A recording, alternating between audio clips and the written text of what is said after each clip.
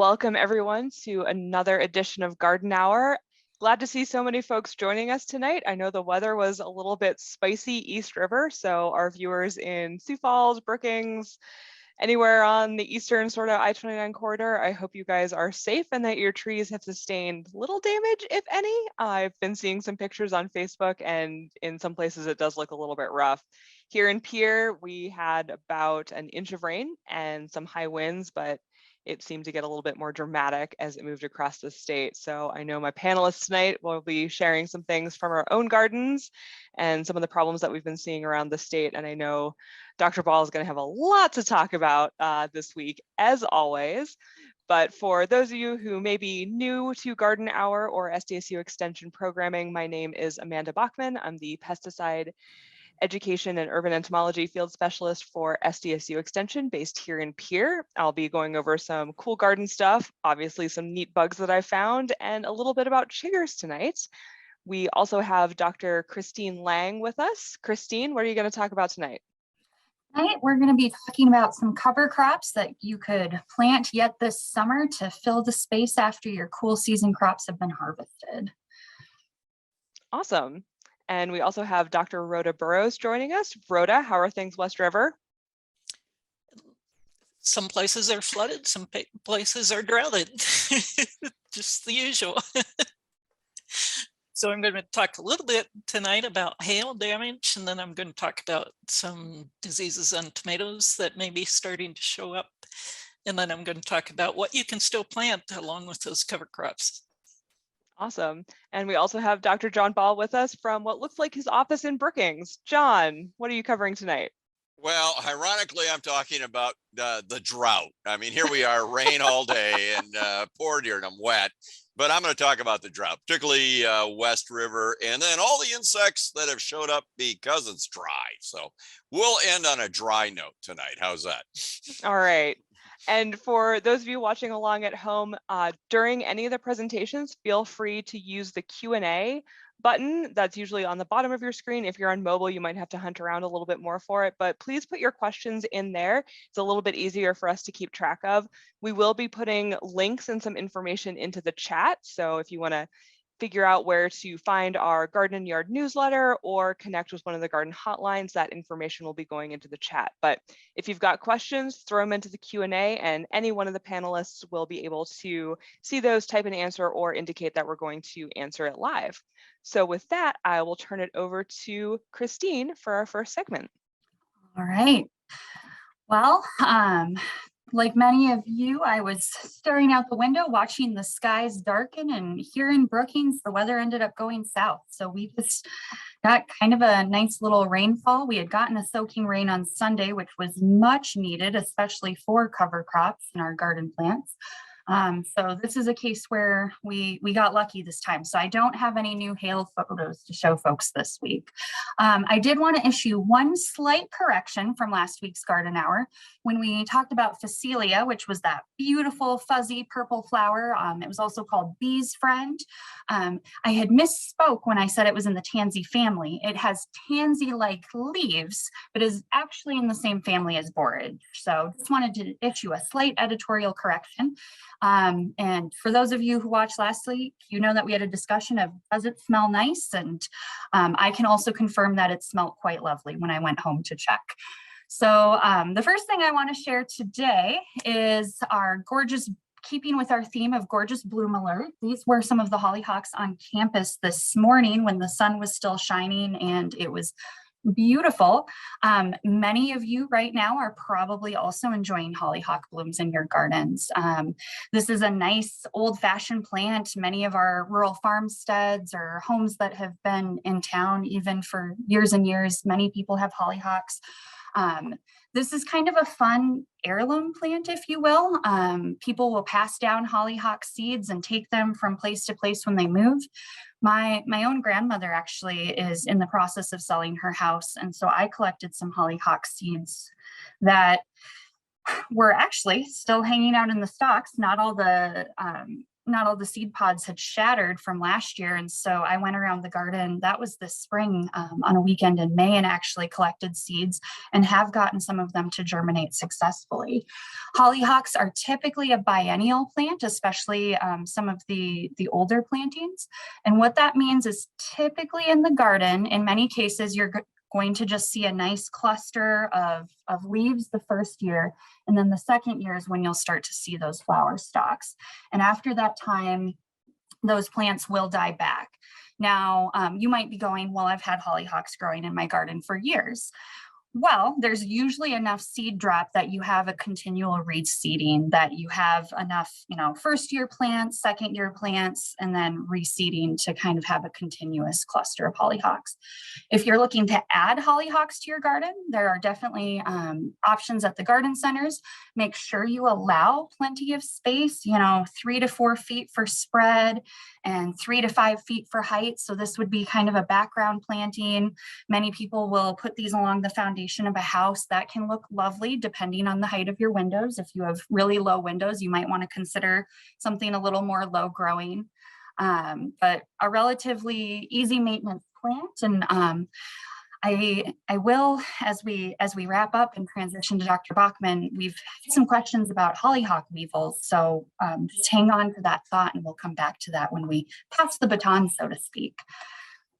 So something else that is an area of interest, both for my research and extension programming, and something I've had questions about, especially this spring, was how can I use cover crops in my home garden? And the questions earlier this spring were, oh my goodness, I haven't gone on a vacation in 2 years, and we are just going to get out of here. We're hitting the road. We're forgetting about the garden.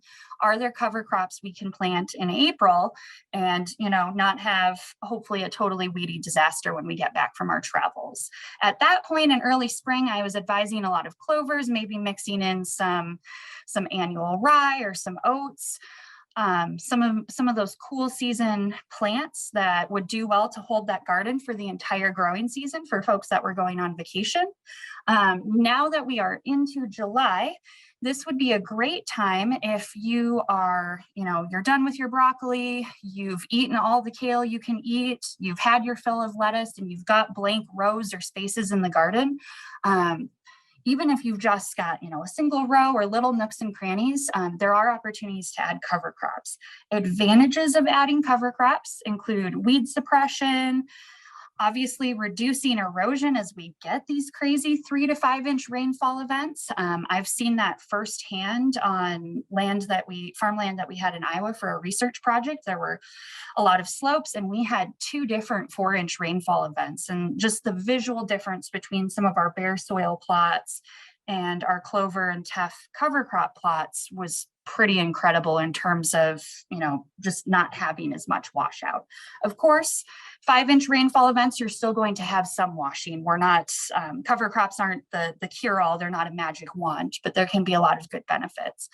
Some of our cover crops, such as the cowpea shown here, that are in the legume plant family, have relationships with bacteria in the soil that and those bacteria fix atmospheric nitrogen. So you can actually have improved soil fertility in your garden, especially as you're going between crops. If you're looking, you've had your spring lettuce and you're going to put in a fall broccoli and you're just looking for something to fill the space, a quick growing legume plant like cowpea might be a really good option. So the 4 cover crops planted here are all ones that I've had good experiences with, and research supports these as plants that germinate quickly in the summer months and provide a lot of biomass and suppress weeds. Yellow mustard is in the brassica family, and it actually is a cool season cover crop. And one of the reasons it's usually recommended for the spring and fall planting windows is because moisture can be a limiting factor.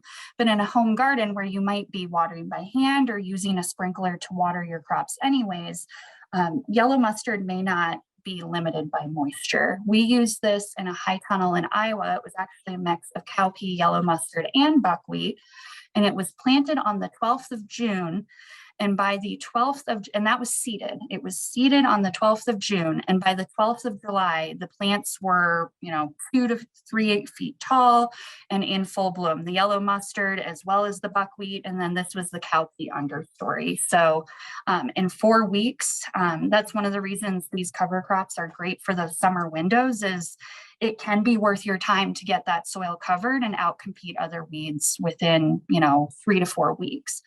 The grass that's pictured here on the right, that is a warm season grass from Africa.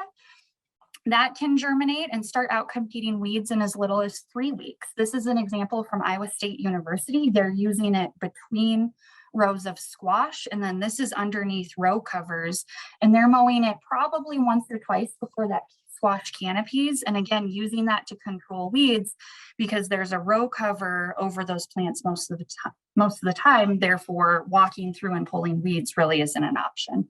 And the row cover in this case for Iowa State is being used to manage and mitigate insect damage in the squash plants. It has a really, really small seed, so you're kind of scattering it just like you would many of your other grass seeds. Yellow mustard is going to have a really small, hard seed.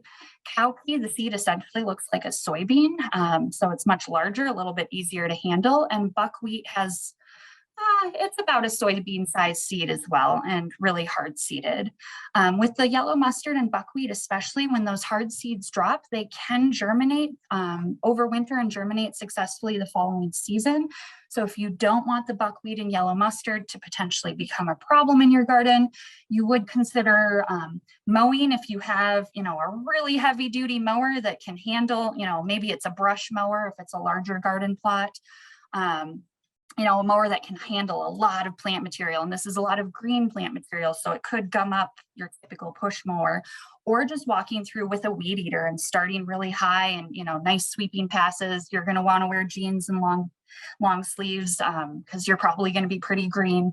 But terminating these plants after the petals are starting to drop, but before those seed heads form, would be a great way to terminate those plants without having them be a weed problem. So again, termination is typically through some sort of mowing or weed eating. F responds really well to mowing. You can mow it the way you would a lawn to manage it and keep it from being a problem. And then with many of these cover crops, after you've mowed them down, yellow mustard and buckwheat and cowpea are going to terminate quite readily with mowing. So you could then go into that garden soil a week later and, no-till transplant or direct seed if that's of interest, or you could bring out your garden tiller and till and prepare your seed beds for a fall cropping plan. And you might be wondering, how in the world do I seed these cover crops? In a home garden setting, it's pretty easy with most of these seeds. This is no-till of clover seeds after we pulled squash out. So we were seeding the clover in the fall. And again, clover has a really small seed. So we just went through and hand sowed or scattered cover crop seed and then raked it in so that we had good seed to soil contact. In larger settings, if you wanted to, scatter the seeds or even just use a crank style lawn seed tiller, that might not work well for some of the larger seeds like buckwheat or cowpeas. So again, just hand scattering those, or even using some sort of a drop seeder or a drop fertilizer spreader. Again, if you can get the openings wide enough without breaking the seed. And then raking or tilling shallow with a garden tiller. Or I've even just drug a fence behind a small tractor and, with some tire weights on it to just help press that seed into the soil. And as with any crop, timely rains are really important for seed germination so that you're wetting that seed bed, or using overhead sprinklers, or if it's just a small row in your garden, even just doing some deep soaks with hand watering. And once those cover crops are rooted and established, supplemental water shouldn't be necessary, but getting those cover crops up and germinated, or if you do have a small high tunnel or greenhouse on your property, you'll need some way to apply rainfall since we're excluding it artificially. And again, this is just a brief taste of cover crops. If you're interested in more information, specifically, what can you plant and when, and how should you plant it? I highly recommend the Midwest Cover Crops Council decision tool. It is, you know, it's asking, where is your farm? Just pretend, where is your garden, or where is your property? And you can narrow it down by county. And what that does is gives the best planting date recommendations based on historical soil temperature data and any of the research that's been pulled from Midwest states regarding cover crop success. So this is the first screen you'll see when you go to this website, and you know, you can state your goals. And the next page you get after you click select or go or whatever the button is, I can't remember off the top of my head. So we'll rate cover crops. You know, what's a good weed fighter? 4 is excellent. And it'll give you those planting windows. So I didn't really talk about the millets or the sorghum or the Sudan grass, but those are other summer cover crops. Sorghum, Sudan grass, there's actually hybrids of that. It can be a wonderful cover crop, but it accumulates a lot of biomass and would be fairly difficult to manage in a home garden setting unless you have a brush or a flail style mower. So that's one that I didn't talk about tonight. Pearl millet looks kind of like foxtail, so it might be one that some people are like, you know what, I'm not really interested in that grass. Whereas teff is one that is not going to overwinter or become a weed problem here in South Dakota due to our winters. So that's why I would steer you towards teff, especially for your first time of trying a grass cover crop in your home garden. The other neat thing about this tool is you can click on any of these links and it gives you all the planting information, including planting depth, planting rate, and other information about how to manage this cover crop. Again, kind of through an agronomic lens, but a lot of great information that could be applied for a small home garden. With the seeding rates listed, remember those are listed in pounds per acre. So you would want to convert that down to the number of square feet you're trying to seed in your garden. And oftentimes that's going to be a small amount of seed. There are a lot of regional cover crop seed suppliers that may or may not be willing to send you, you know, a 5 to 10 pound bag of seed. Some of our vegetable seed providers are starting to sell some cover crop seeds and might have smaller quantities for home gardeners. And I had a discussion last week with master gardeners that someone previously had success sourcing cover crop seeds from their local conservation district. So that might be an option depending on if your conservation district has cover crop seeds on hand. Otherwise, if you've got a local farmer who's using cover crops and is willing to sell you a little bit, if you know this person, I'm not saying we should cold call farmers, that would probably irritate them. And the other thing to remember with these cover crop seeds, if you need to get a 20 pound bag, if you plan on using cover crops in your garden, as long as you're storing those in cool, dry conditions, you would be able to use those year over year and just hang on to that.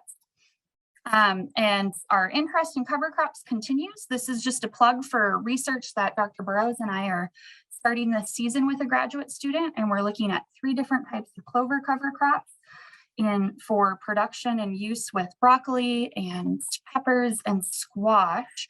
And so stay tuned for the crops are in the field right now and we're collecting a lot of data. So stay tuned for more information on that. And if you are thinking you'd like to see more of these cover crops in person and or tour a high tunnel full of grafted tomatoes and specialty melons, we would love to see you next Tuesday at the Southeast Research Farm Field Day, knowing that you're then going to have to also be listening to Garden Hour at the same time, because we're going to have to be in 2 places at once, of course.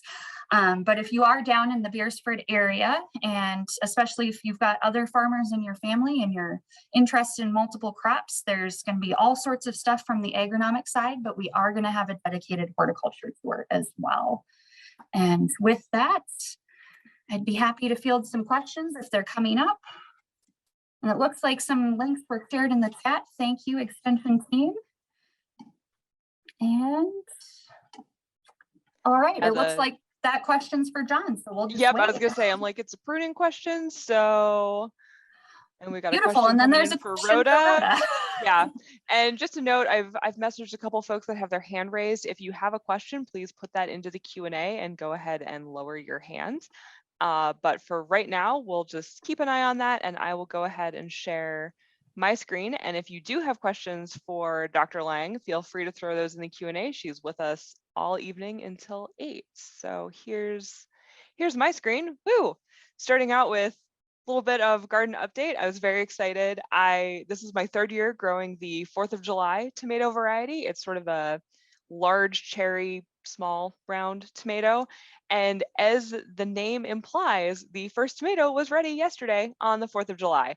I've been really happy with its performance in my garden in Pierre, and I've definitely, when people are looking, confused about tomatoes in the garden center, I definitely talked that one up, and I think I've sent a couple people home with it on my recommendation. So it's been a great tomato for me so far, and you can see that my garden's Kristine, when you were talking about plant spacing for hollyhocks, I was kind of laughing because mine have very much self-seeded and they're kind of a jungle. So it's funny that I should be spacing them out like 3 feet in between plants. I'll maybe have to be a little more hardcore about thinning them next year. But as it stands, my hollyhocks are blooming and they are looking great. And the bees, I was going to try to get some pictures of, some cute bee butts in them at lunch today, but it was pouring. So that's just going to have to wait for another week of garden hour. But things are progressing nicely here in Pierre. And as usual, I have some sort of cool, funky insect that I randomly stumbled across in my yard. And this week it is the grapevine beetle. And so you can see I have a great time picking up beetles and harassing them. But this is a bit larger than your standard June bug. It is in that scarab beetle family. And they have a very similar life cycle as far as, the grubs are in the soil, and then the adults will emerge sort of mid-ish summer, and they're not great flyers, so they will totally fly into your head if you're not careful, but they're just super cute. They have these really neat antennae that have like 4 little like fingers on the end, so they kind of look like antlers, and they'll spread them out. This is recorded, so I can't wait to see me doing that on YouTube later. But yeah, the grapevine beetle hanging out, so you might see a little bit fancier, June bug in your yard coming up soon. I'm hoping I find a 10-line June beetle later this summer. Those are probably my favorite June bugs.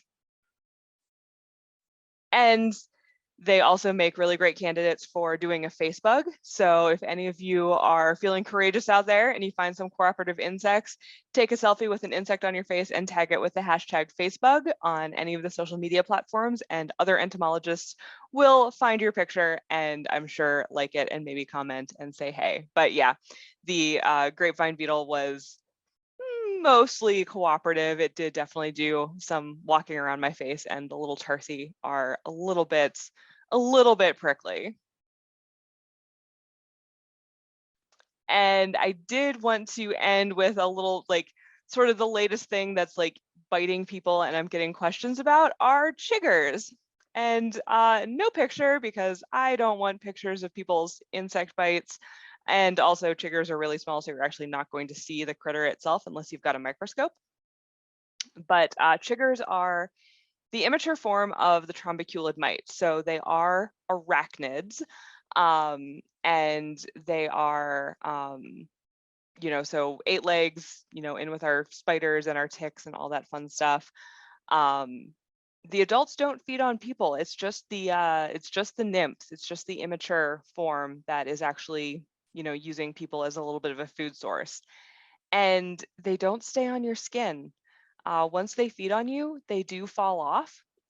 There has been a like pervasive myth since the late 1800s, early 1900s. I have, a book from like 1910 on my shelf that talks about how, despite popular opinion, chiggers do not burrow into your skin. So saying it again, like they're not staying in you. They feed and then they fall off. So a lot of the home remedies around like suffocating them with nail polish might make you feel better, but it's not suffocating the mite or anything like that. They are very difficult to manage on a landscape scale. A lot of the things that would potentially kill chiggers are going to be pretty broad spectrum, and they're also going to hurt a lot of the beneficial arthropods that we have out there in the landscape. Chiggers are also generally not evenly distributed in a landscape, and so you're going to have hot spots of them. And so doing an entire broadcast spray over an entire lawn, you're going to do more harm to your ecosystem than good. So really the best defense on chiggers is avoiding where they are. I've got some friends who their backyard is currently a chigger hotspot, and I picked up 10 bites last night at a 4th of July cookout, and I will not be walking in their grass for probably the duration of the summer. But if you do kind of stumble into an area that has them, the repellents that we've talked about, you know, things with DEET as an active ingredient can be effective at repelling them. And then also, you know, if you've got them in your garden and you know you've got them, but you've got to get out there and weed and, you know, do whatever, harvest. Once you're done being in chigger territory, when you come back inside, you know, change your clothes and take a shower, because it does take a little bit of time for those chiggers to actually feed on you. So in some cases you can get them washed off your body before they actually cause a problem. So I know people want sort of like the easy solution of what do I spray, but in this case, you know, being proactive with repellents and then making sure to take a shower afterwards is going to go a long way towards cutting down the number of chigger bites you get this summer. But those are definitely out and about, and I totally get the bites, and they are not super fun. And I also wanted to say real quick before I turn it over to check in the Q&As that West Nile virus wise, Brown County had a positive mosquito pool identified last week. So West Nile virus season has officially started. I know a lot of folks are probably out over the long weekend. So do make sure that you're, you know, wearing your long sleeve shirts, your repellents, and, you know, avoiding being out when the vector mosquitoes are out at dawn and dusk, because our season is kicked off and it's probably only a matter of time before we have our first human case in South Dakota. So with that, I will stop sharing my screen and take a quick look. All right, still the same questions for people who aren't me. So awesome. Oh, and I'll plug it again next week, but for those of you in the central part of the state or who might be visiting the central part of the state on July 16th, that's a Saturday, from 9 to noon at Owyhee Downstream, we will have Little Wings on the Prairie, and I'll dig up the Game Fish and Parks link for that event. But if you want to see a pollinator garden and come hang out with us, and it is definitely chigger territory, so wear your DEET. I will be wearing my DEET. You can come hang out with us and learn some stuff about pollinators and do some activities. It's a family-friendly event. So with that, we've got questions for Dr. Ball and Dr. Burrows, so I will just leave those alone. Rhoda, we'll turn it over to, ooh, this is fun, simulated hail. Can't wait.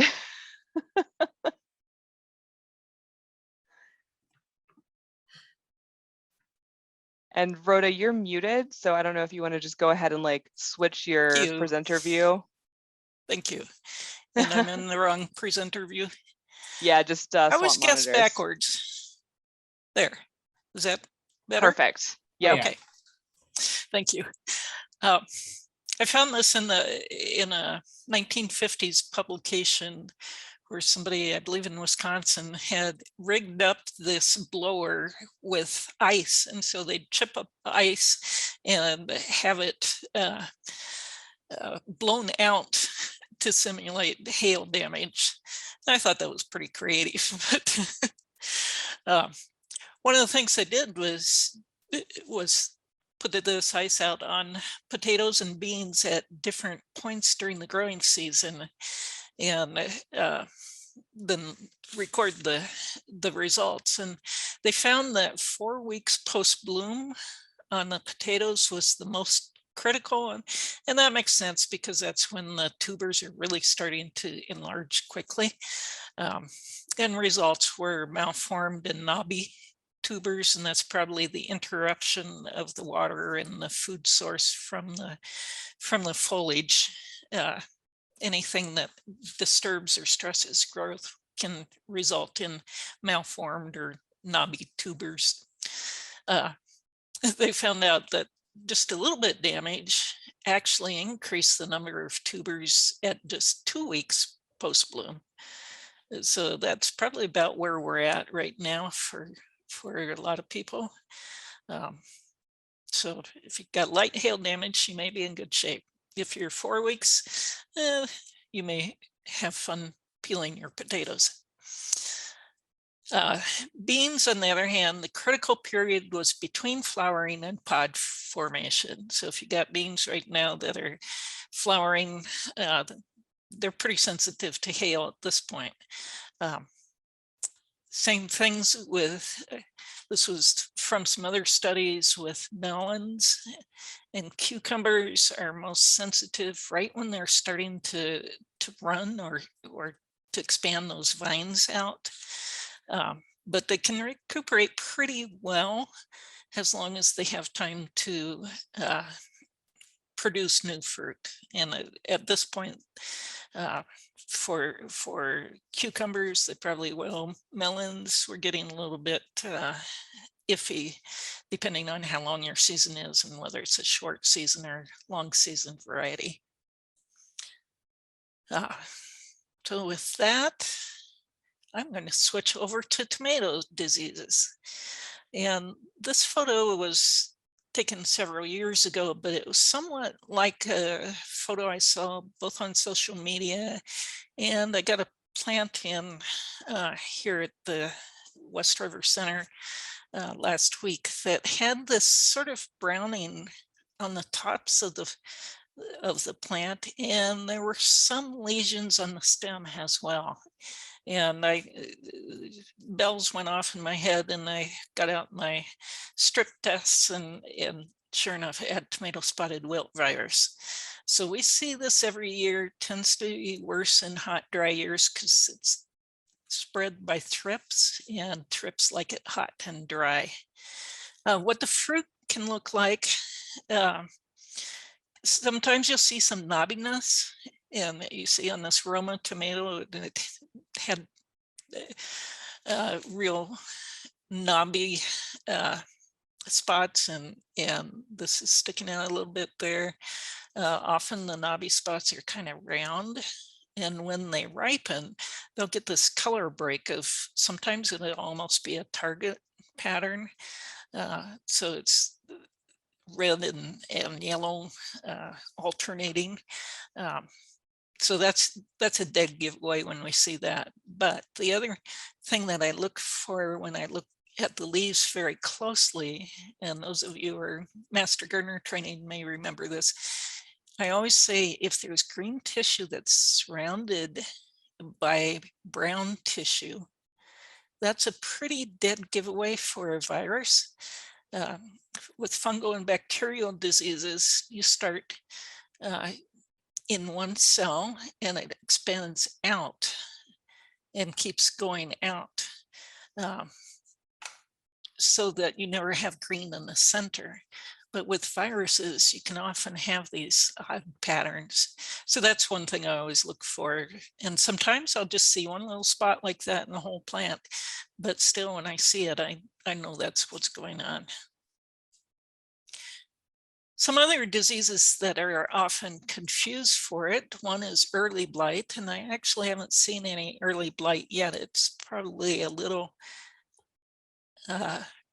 actually early for early blight, because unlike its name, it actually shows up later in the season. But that's target spotting. And the other thing I wanted to point out with this photo is with the fungal diseases like early blight, we usually see some yellowing just around the outside of the lesions. And you don't necessarily see that with viruses. It might be more like this. But early blight can also affect the fruit. The way and it will form kind of a dry, dark rot, which could be mistaken for blossom end rot, except that it's at the stem end, it's not at the blossom end. So that's a pretty good indication that this is early blight. So if you get a sample like this in and somebody asks you what it was, one of the things you'd want to ask is, are there, what's the foliage look like? Are there spots in the foliage? And then the other one that we often see, and again, shows up a little bit later, is septoria. And they tend to have these little pinpricks of brown spots, usually with lighter colored centers. And again, we're seeing that yellow halo around each spot. So when this gets really bad, sometimes the whole leaf will turn yellow. With these two diseases, they often start from the bottom of the plant, and the older leaves show the symptoms first. That can be because the disease was overwintering in the soil, and those bottom leaves get either splash up from beneath or are going to be the first ones to be affected as well. So we'll often see the symptoms for these fungal diseases, early blight and septoria, coming at the bottom of the plant first, whereas with the wilt, depending upon when it was infected, the spotted wilt, often we'll see that at the top of the plant first. So that's another difference. So I just wanted to show you sort of the similarities and differences of the three together. And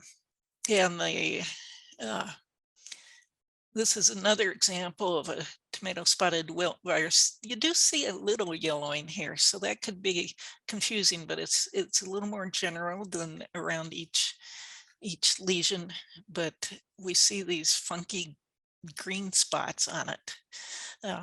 So when you see something funky like that, think has it being a virus rather than a fungus.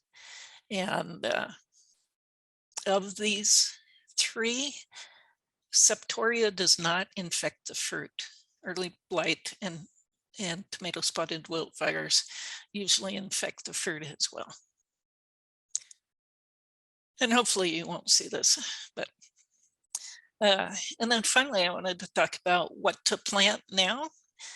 We can still plant. It's not too late if you get hailed out completely and still want to be planting something.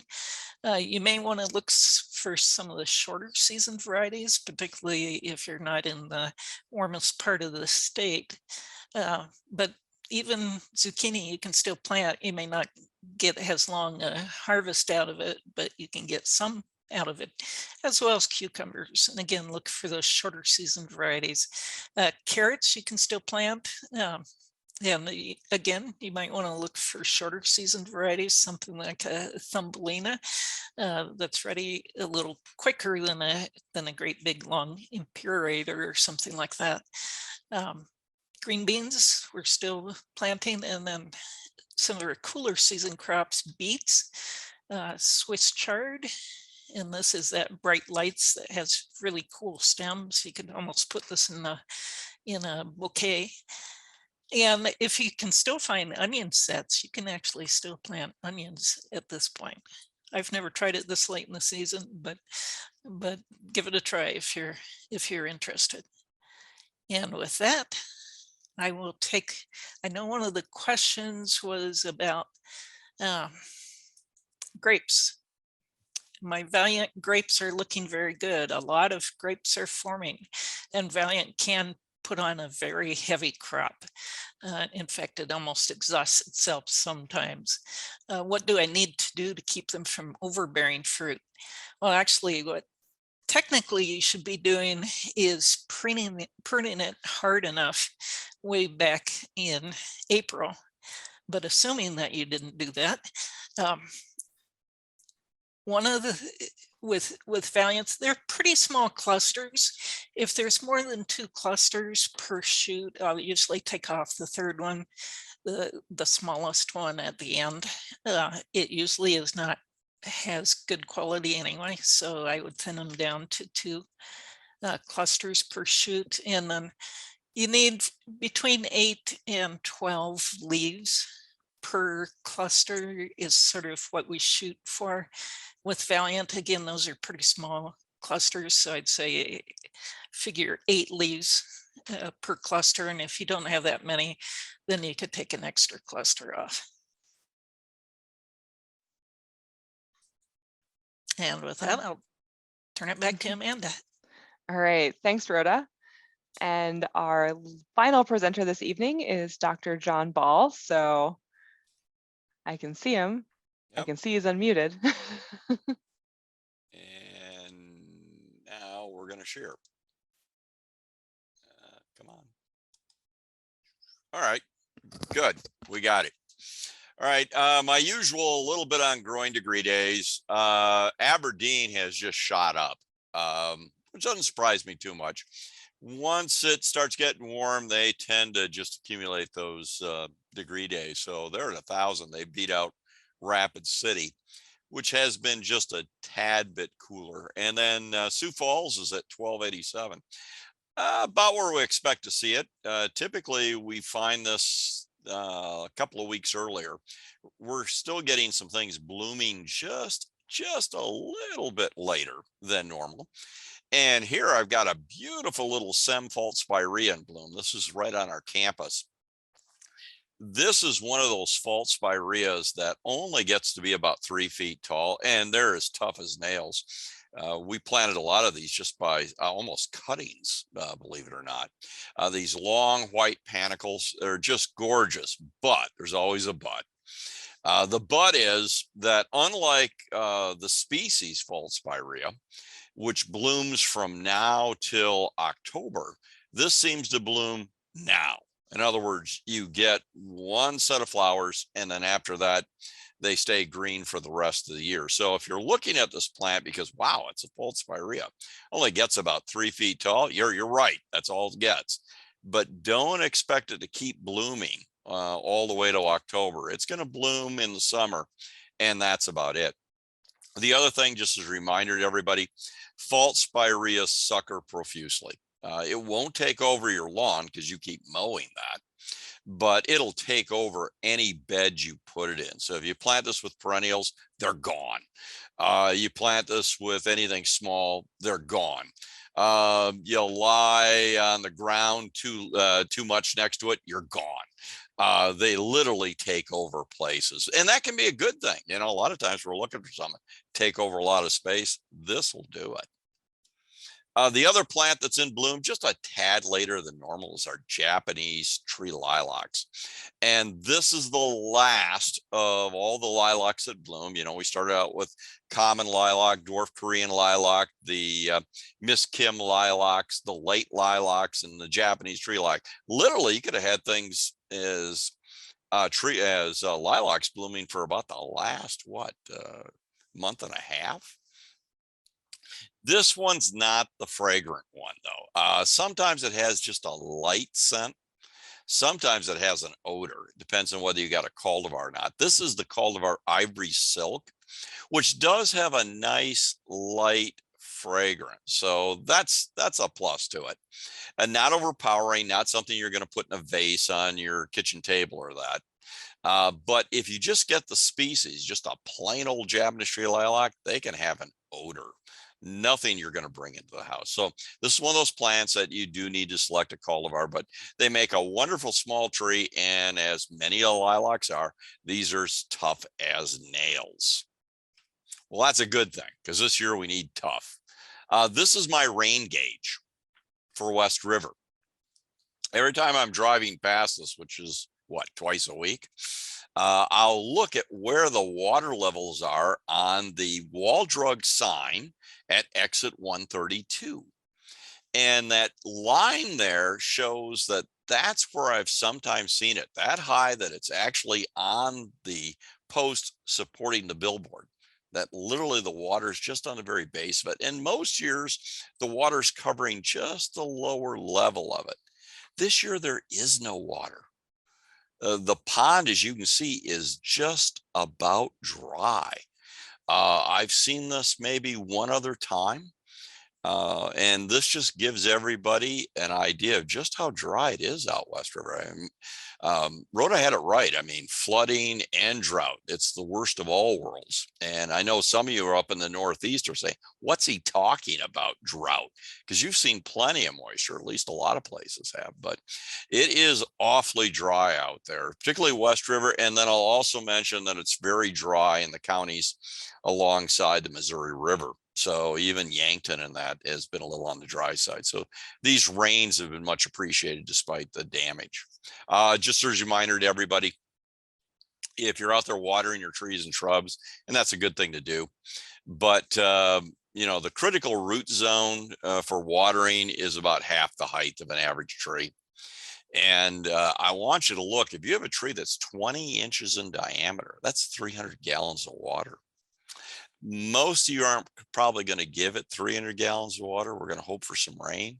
If it's a 5-inch tree, and again, 5 inches at about 4.5 feet above the ground, and that's diameter, not circumference, about 50 gallons of watering. And where you want to water is essentially near the base of the tree, you know, about half the height. Yes, roots go out farther, but that's where we typically have it. And if you've got seedlings out there in a windbreak, they're going to need at least a pint 3 times a week. And I've already looked at some shelter belts that are essentially baking. Well, what else have we seen? Look at this. Saw this last Saturday when I was working out in Rapid City. Oh my goodness, a parking lot of declining ash. And if you looked at the ash, that they're showing those little water sprouts, they're showing suckers. I mean, if this doesn't look classic EAB, emerald ash borer, nothing does. So obviously I tooled right into it because I've had people say, well, it's emerald ash borer out here. They think it's out there. And when I pulled everything away, you know what? Oh, I found these holes. Well, wait a minute. Those are about the size of a BB and they're round. All right, size of a BB rather than 1/8 of an inch and round, not D-shaped. Well, it's not emerald ash borer. And when I pulled the bark away, because trees are essentially dead anyway, ooh, there's the galleries. One big long egg gallery and then a whole bunch of these small larval galleries coming off it. This is the ash bark beetle. This is a native insect. It's been here as long as there's been ash trees. Before, nobody cared about it. What it typically does is it kills branches and tops of trees and that, and who cares? But during drought years, and we've seen this in the past, they can become tree killers or at least add to the decline. In other words, the reason the tree's dying is it's drought stressed. And this is just going to accelerate that decline and death. So we don't usually recommend treatments for it. This is more of the canary in the cage. That it's telling you the tree is in trouble. And obviously that tree is pretty much dead anyway. It's a zombie tree. But, you know, just point out we do have other things. And that's what the adult looks like. Pretty small, not like EAB either, emerald ash borer. It's just a small kind of mottled gray little beetle. But again, it's telling you trees in trouble. Now, by the way, there is no rule or law saying trees may only have one problem. So I was also able to find these larger round holes that you could stick a pin in. And some of these holes had these pupal skins still sticking out of them. And this is the Clearwing ash borer, which is another insect native to South Dakota. It's been here a long, long time. And it attacks dying ash trees. So right now I'm getting a lot of calls. I think my tree is emerald ash borer. And you ask them for some pictures, and sometimes you stop and take a look because you know what, you want to find them if they're out there. But a lot of our problems are drought related. And by the way we manage drought in trees is water. You know, it's amazing how people say, well, you know, I don't really have time to water. I don't really want to water. Can I fertilize them instead? They don't need elements. They don't need nitrogen, phosphorus, potassium. They just need a drink. So if you can, and if you're in an area that's experiencing drought, and some of the areas of the state are not, you might want to get out there and do a little supplemental watering if you can. And then the other one we're seeing out in the Black Hills, so this is my Black Hills night. That's a pine engraver beetle adult that's kind of taking a nap in my hand there. That's what we call a callow adult. It's kind of a pale yellow. It's just about ready to emerge. And I kind of startled it by pulling it out of the tree. But this is the second generation adults. The first ones were out about a month or so ago, and it takes about 35 days for them to go through their life cycle. And I'm finding a lot of pupae underneath the bark too. These are the bad pine engraver beetles. Why do I call them the bad? Is this spring, the adults attack these piles of brush, any slash, because they're still green. And so they attacked them, and they lived in this brush pile, these sort of brush piles, throughout that entire generation. The adults laid eggs, the eggs hatched, larvae had their life. They're now pupae, but the adults coming out, that pile is now dry. So they can't make it a home anymore. So they're going to attack stressed pine trees. They have to be stressed. If we had a year of normal rains, they can attack them. But we're still not having a year normal rains. It's been dry this spring. And because of that, we're going to find pine trees vulnerable to this. So this is one of those problems. This is why we say do not go out and thin ponderosa pine stands and stack the brush in the spring. The reason for that is it'll attract the beetles. And once they finish going through that, there's nothing else to eat. And so they're going to attack surrounding pine trees. Oh, and then this one's cool. Calotopus, if you want a fancy word there, in cottonwoods. Cottonwoods always drop things. I mean, that's what they do. And if you go out right now, there are going to be all these fallen branches.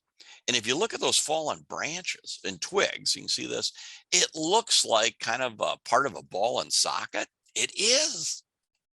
These trees will literally shed branches. No, it's not a squirrel chewing on this. It's not the wind doing this. It's a tree saying, you know what? I don't need that branch anymore. I don't need it. And by branch, I'm talking about 1 inch diameter or less, ½ inch, maybe really about the size of your finger. And they'll just be shedding these right now. And the reason they're doing that, some do it every year, but the reason we're seeing more of it this year is, again, the drought. And cottonwoods will say, I can't support this many leaves and branches and that. So they'll just start shedding them. Now, mind you, it's all the small ones. But right now I've seen yards where people are doing a lot of raking. Now, some cottonwoods will do it only during really droughty years, which is this year in a lot of areas of the state. Some do it just every year. And I think those are doing it just to annoy the people that live in the house beneath them. I think these have a personality. But again, this is a common phenomenon. People say, well, is that an insect? Do I need to spray? Nope, you don't need to spray. There's nothing there. So I'll go back to stop sharing. And I know I have a question here. So let me answer. Yeah, let me answer that question. I read the question and it was, gee, they have an Anthony Water spirea. Now, by the way, that's an old variety. It's been around for about 100 years and it's still out there and it's still a good one. But it's a Bamalda spirea. Bamalda spireas are summer flowering spireas, so you don't prune them now. What you want to do for those is wait till next spring, and by next spring, March. Go out there and prune them, and you can buzz those down to about 2 inches tall, and they will come back just beautiful. So I think that question was that it's gotten out of shape, I ran out of time, life is busy. Yep, all the above, I get it. No, don't do anything for them now. Just, I'll bet they look kind of straggly and they don't look that cute, but it's not their fault. They just missed their shearing. So endure the appearance of them. And then next March, cut them down to about 2 inches tall, and they'll come back and be really pretty nice plants. But now is not a good time to trim them. And it's too hot anyway. Just sit back, enjoy life, and put it on your calendar for next March. All right, done. Yeah, that's all we had for questions. We have a few minutes left. So if folks have any last minute burning questions, feel free to put them in the Q&A and we'll take a look before we sign off. If you have questions during the week or miss us during a week of garden hour, you can always check in with the garden hotlines and submit your questions that way. And then also on the Garden and Yard newsletter. And there's also a widget for Ask Extension where you can send us questions and pictures. So there's a couple different ways to contact us when we're not live on garden hour. But as we're waiting for any, last minute thoughts to trickle in, Kristine, any thoughts for the upcoming week? What's the message you want to leave folks with this time? Oh boy. God, you're just putting me on the spot now. You know what? Take care in those soggy garden soils. I know it's really like, oh, it's, just rained a bunch and people might want to get out in the gardens. Beware of compacting those soils too much. That's going to be my message. Don't compact your garden soils. Wait for things to dry out. Although it is nice to get some of those soaking rains, it makes pulling the weeds a little little less of a pain in the butt. Yeah, get the weeds that you can reach from the lawn. Yeah, don't go stepping in there. And we have a couple of questions that came in. I'll deal with Perry's here. Is the grasshopper population higher this summer than most? I wouldn't say it's higher than most. I know grasshoppers are starting to be active now. Like people are starting to see them as the nymphs are more the second, third instar, getting bigger instead of the teeny tiny ones that you have to be like me before you're paying attention to them. They like things that are lush and green. So areas that have been getting moisture, you know, I kind of think will be fine for the time being because there's a lot of stuff out there for them to eat. When those road ditches start drying up, when the lawns start drying up, that's when the grasshoppers start moving into your garden. So as long as you've got green outside your garden, the grasshoppers are really just pretty much going to be a nuisance. It's when, if things start drying out later in July or August, that we kind of start seeing some of that crop damage. But we've got blister beetles are out now too. I probably should have talked about those because they have a life cycle. It's a little bit intertwined with the grasshoppers. Blister beetle larvae will eat grasshopper eggs. So when you've got a lot of grasshoppers, you have a lot of eggs. Usually then the blister beetles are pretty high the next year. So if I hop on next week from Des Moines, I'll make sure to throw some things in about blister beetles. And we've got a question about pine trees with pine wilt. John, do you want to take that one? Yeah, that's an easy one. That train left the station. The pine wilt, we want to remove those trees before April 1st. And the reason for that is that's Sawyer beetles come out in early spring that are carrying them to healthy trees. So at this time of year, if you've got a standing dead tree, it's really not a major threat, but you want to get rid of them. And point out right now, we're beginning to see trees with pine wilt beginning to suddenly go brown. So I'll probably talk about a little bit more next week as well. All right. I've got one more question, but Rhoda, I'll give you a chance to give us your closing thoughts and then I'll talk about bees before we sign off. I'm going to put on my food safety hat and say, if your garden was flooded from an area outside the garden, like an overflowing creek or something like that, beware that your produce may not be safe to eat. And we do have an article about that on our extension website. So you can take a look at that, or if you have any questions, be sure to contact us and we can advise you. Yeah, that is a great point. Sanitation is super important. And I will end with the question about, haven't noticed any bees. If you've got flowers, there will be bees, and it really depends on what time of day you're looking. In some places, I know, as Dr. Wallace talked about, degree days, you know, we did have a little bit of a slower start in some areas to our spring, but there are insects out there. Remember to not lead with your shadow because insects will sense that light change and they will scamper. So that could be a reason why you might not be seeing some, as you might be scaring them off. But honeybees are usually active a little bit later in the afternoon. Our bumblebees and stuff are going to be active closer to dawn on sort of those warm sunny days. They like it when it's not super windy. I'd recommend just posting up in your garden for about 10 minutes and just observing things that are blooming. And I bet that there's probably more out there than you've noticed. But we've talked a lot about the different ways that you can support pollinator habitat in your yard, and the more practices you can sort of implement as seasons progress, hopefully you'll see more and more bees in your yard. So with that, I will thank you all for joining us, and thank you to my fellow panelists for being here on another Tuesday night for Garden Hour. We will be back next week, which is July 12th, same time, 7 p.m. to answer your questions, and hopefully we see you then. And until then, have a great time in your garden.